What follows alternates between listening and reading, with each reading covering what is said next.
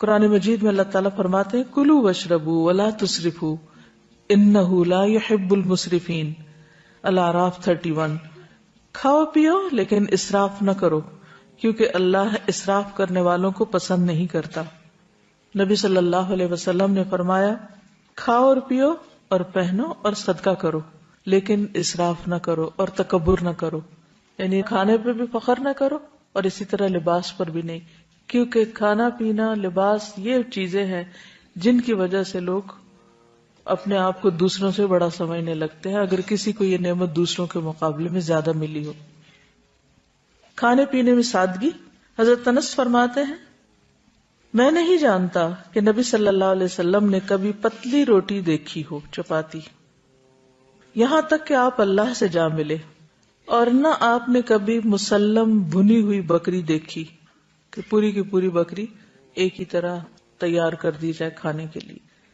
حضرت عائشہ فرماتی ہیں کہ نبی صلی اللہ علیہ وسلم کے گھرانے نے اگر کبھی ایک دن میں 2 مرتبہ کھانا کھایا تو ضرور اس میں ایک وقت صرف کھجوریں ہوتی تھی، یعنی 2 وقت پراپر میل نہیں ہوتا تھا، میل ایک ہی اور اس کے ساتھ باقی کوئی بھی را چیز۔ ہمارا 3 وقت کا کھانا تو وہاں 1 وقت کا کھانا۔ ایک اور حدیث میں آتا، صحیح بخاری کی روایت ہے، آل محمد صلی اللہ علیہ وسلم کبھی پے در پے 3 دن تک سالن کے ساتھ گیہوں کی روٹی نہیں کھا سکے، یعنی 3 کنزیکٹیو ڈیز ایسا کھانا نہیں ملا، یہاں تک کہ آپ اللہ سے جا ملے۔ اسی طرح یہ ہے کہ جسمانی ضرورت مثلاً قد کاٹ، عمر، کام کاج کی نوعیت کے اعتبار سے بھی غذا کا تعین کرنا چاہیے اور اس کی مقدار کا بھی۔ اسی طرح سادہ اور متوازن غذا زیادہ بہتر ہے۔ کھانا بھوک لگنے پر ہی کھانا چاہیے، اور کچھ بھوک ابھی رہتی ہو تو کھانا چھوڑ دینا چاہیے۔ کچھ غذائیں جن کا ذکر قرآن مجید میں ہے، سب سے پہلے کھجور۔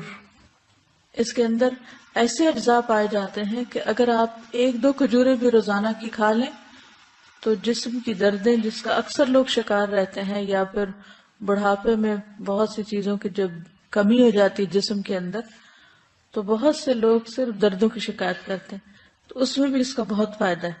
نبی صلی اللہ علیہ وسلم نے فرمایا جس گھر میں کھجور نہیں وہ اس گھر کی مانند ہے جس میں کوئی کھانا نہیں۔ کھجور نہیں تو سمجھے کچھ نہیں، دوسرے لفظوں میں۔ اور آپ کو معلوم پاکستان میں اعلیٰ قسم کی کھجوریں پیدا ہوتی ہیں۔ حضرت عائشہ فرماتی کہ رسول اللہ صلی اللہ علیہ وسلم نے فرمایا اے عائشہ جس گھر میں کھجور نہ ہو وہ گھر والے بھوکے ہیں، اے عائشہ جس گھر میں کھجور نہیں وہ گھر والے بھوکے ہیں۔ آپ نے 2 یا 3 مرتبہ یہ بات فرمائی۔ تو کیا کرنا ہے؟ کرنے کا کام کیا؟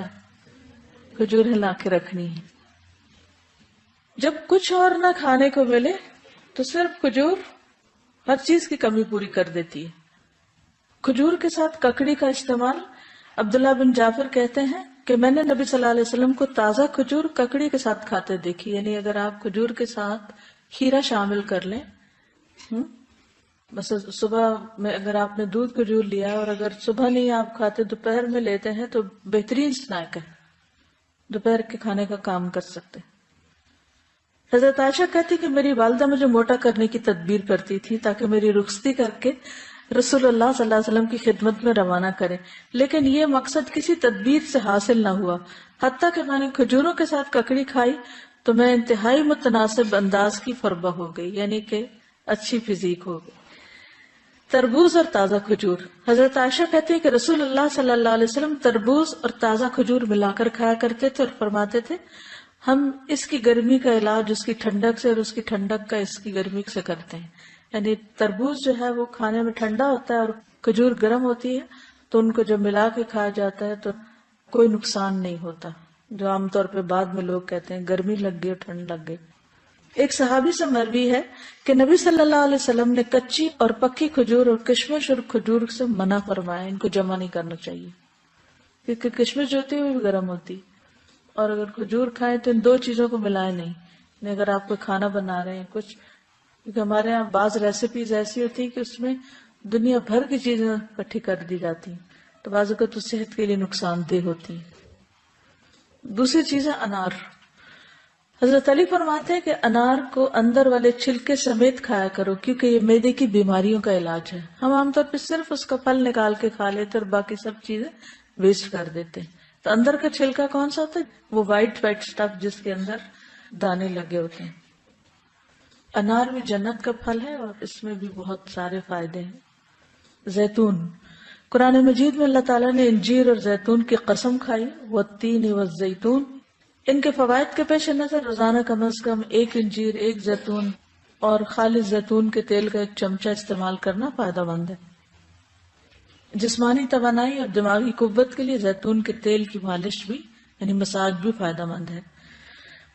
اللہ سبحانہ وتعالیٰ نے زیتون کے تیل کو قرآن مجید میں مبارک تیل کہا ہے. حدیث میں آتا ہے کلوا الزیت وادہنوا بہ فانہ من شجرۃ مبارکہ. نبی صلی اللہ علیہ وسلم نے فرمایا زیتون کا تیل کھاؤ اور لگاؤ، یہ ایک مبارک درخت سے نکالا گیا ہے. یعنی درخت مبارک کا جس سے نکلا ہوا تیل بھی کیا ہوگا؟ فإنها من شجرۃ مبارکۃ. ایک اور روایت میں آتا ہے زیتون کا تیل سالن کے طور پر استعمال کرو، یعنی روٹی کا ٹکڑا زیتون میں ڈبو کے کھا لو اور اسے سر اور بدن میں لگاؤ، یہ مبارک درخت سے حاصل ہوتا ہے. حضرت عائشہ فرماتی ہے کہ رسول اللہ صلی اللہ علیہ وسلم وفات پا گئے اور آپ نے ایک دن میں 2 مرتبہ روٹی اور زیتون کا تیل سیر ہو کر نہیں کھائے. یعنی 2 بار میل نہیں لیا آپ نے، 1 میل ہوتا تھا آپ کا، اور ہر وقت وہ گھی میں لگا ہوا نہیں ہوتا تھا. پیلو کے درخت کا پھل. جابر بن عبداللہ کہتے ہیں کہ ہم رسول اللہ صلی اللہ علیہ وسلم کے ساتھ مر الزہران کے مقام پر تھے، ہم پیلو توڑ رہے تھے. آپ نے فرمایا جو خوب کالا ہو وہ توڑو کیونکہ وہ زیادہ لذیذ ہوتا ہے، یعنی یہ بھی کھانے کی چیز ہے. کدو. فنبذناہ بالعراء وہو سقیم وانبتنا علیہ شجرۃ من یقطین. پھر ہم نے اسے یونس علیہ السلام کو ایک چٹیل میدان میں ڈال دیا جبکہ وہ بیمار تھے، اور ہم نے اس پر کدو کا بیلدار درخت اگا دیا. انس بن مالک کہتے ہیں کہ ایک درزی نے رسول اللہ صلی اللہ علیہ وسلم کو کھانے پر بلایا. وہ کہتے ہیں کہ میں خود بھی اس دعوت میں آپ کے ساتھ گیا. اس درزی نے روٹی اور شوربہ جس میں کدو اور سوکھا گوشت تھا رسول اللہ صلی اللہ علیہ وسلم کے سامنے پیش کیا. میں نے دیکھا کہ نبی صلی اللہ علیہ وسلم کدو کے قتلے پیالے میں تلاش کر رہے تھے، یعنی گوشت بھی تھا اور کدو بھی، تو آپ گوشت کی بجائے کدو اٹھا اٹھا کے کھا رہے تھے. اس دن سے میں بھی برابر کدو پسند کرتا ہوں. حضرت یونس علیہ السلام کی بیماری کے علاج کے طور پر کدو کی بیل اگائی گئی تھی، جس سے ان کے جسم پر جو بھی مچھلی کے اسٹمک میں جانے کی وجہ سے جو ایسیڈک مادہ تھا وہ لگنے سے زخم وغیرہ ہوئے ہوں گے، ان کا علاج جس سے ہوا. انس کہتے ہیں کہ اس کے بعد جو کھانا میرے لیے تیار کیا گیا اور جتنا مجھ سے ہو سکا میں نے اس میں کدو کو ضرور شامل کر لیا. چقندر اور جو. سہل بن سعد کہتے ہیں کہ ہمیں جمعہ کے دن بڑی خوشی ہوتی. ہماری ایک بوڑھی خاتون تھی، وہ چقندر کی جڑیں لے کر اپنی ہانڈی میں پکاتی، اوپر سے کچھ جو کے دانے اس میں ڈال دیتی. ہم جمعہ کی نماز پڑھ کر ان کی ملاقات کو جاتے تو ہمارے سامنے یہ کھانا رکھتی، یعنی ہر جمعہ وہ یہ کھانا پکا کے رکھتی اور ہم سب کھاتے. جمعہ کے دن ہمیں بڑی خوشی اسی وجہ سے رہتی تھی، یعنی ہمیں پتا ہوتا تھا آج اچھا سا کھانا ملے گا. ہم نماز جمعہ کے بعد ہی صبح کا کھانا کھایا کرتے تھے. اللہ کی قسم نہ اس میں چربی ہوتی تھی نہ گھی، یعنی چقندر ہوتے تھے ابلے اور اس کے اوپر جو کے کچھ دانے، پھر بھی خوش ہوتے تھے. ہمارا کیا حال ہے؟ کہتے ہیں اللہ کی قسم نہ چربی ہوتی تھی نہ گھی.